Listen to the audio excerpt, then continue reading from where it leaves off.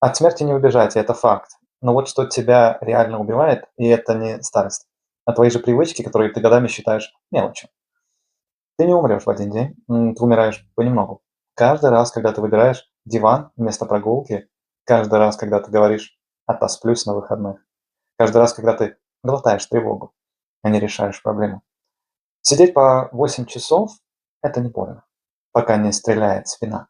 Не высыпаться– не страшно, пока не падает иммунитет. Быть одному– не смертельно, пока не начинаешь гнить изнутри. Жрать всякую хрень незаметно, пока сердце не говорит «стоп».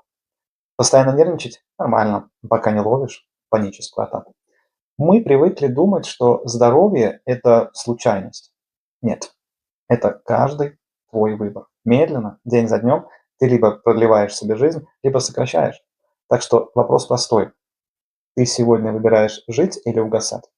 Напиши в комментариях, какую привычку уже пора менять тебе сегодня.